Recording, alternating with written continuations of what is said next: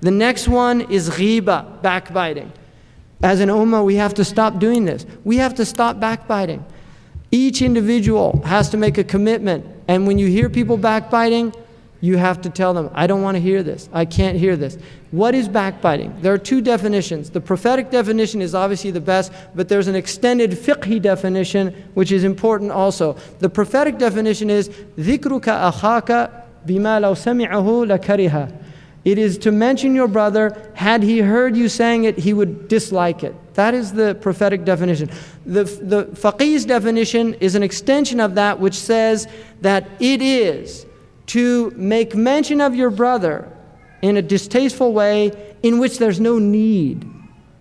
In other words, sometimes it's necessary to say things about your brother for reasons, and the ulama, they give reasons for it.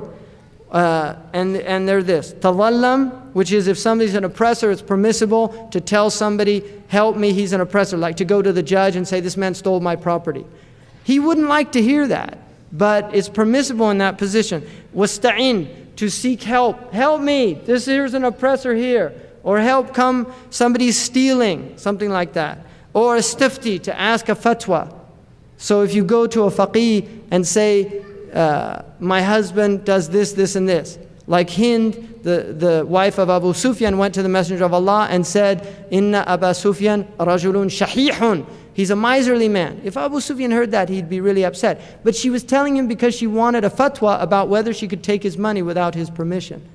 So it's permissible in that case. Hadir, to warn people about somebody. Like if you've had a transaction with somebody and he's done wrong things, and somebody comes to you and says, Ya akhi, you used to be in business with that person. I was thinking about going in business. What do you say? And you say, don't go in business with him. I had a bad experience. That is not ghibah, that's nasiha.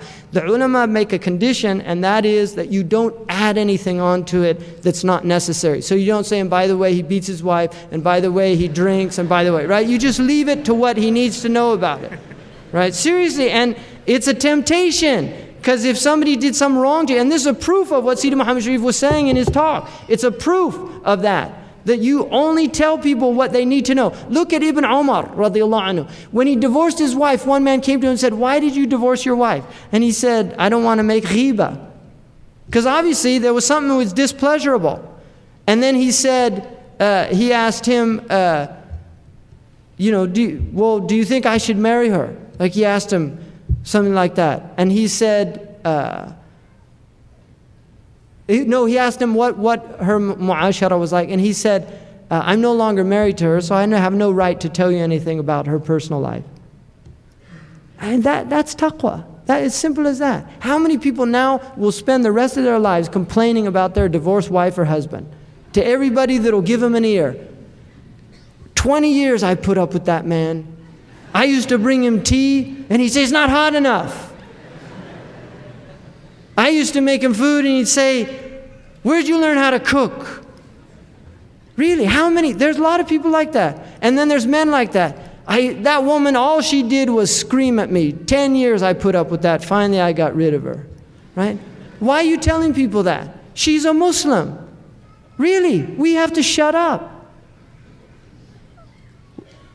This is taqwa, this is it. This is what this deen's about. It's not a game. Because Yawm al-Qiyamah, suddenly we're all going to say, Ya waylana, Ya hasrata.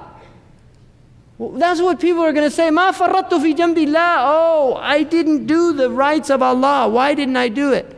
Ya laytani lam attakhidh fulana khalila. Oh, I wish I didn't spend time with this shaitan. That's what people are going to say. These are real expressions in the Quran that people will say. Irji'ni a'mal salihan. Let me go back, I'll do good. We don't want to be those people. We want to be people, man ahabba liqa Allah, ahabba Allahu liqa'ahu. And the one who loves to meet Allah is working for that day. That's the proof. It's not, oh yes, I want to die and meet Allah. I can't wait. Many of the Sahaba were afraid because they didn't feel prepared yet. And that's why the Messenger of Allah said, don't desire death. Because either you're a bad person and you still have time to make tawbah and do some good things before you die, or you're a good person and you want to increase in your goodness. Allahu Akbar. وَجَعَلَ الْحَيَاةَ زِيَادَةً لِي فِي كُلِّ خَيْرٍ in Sahih Muslim.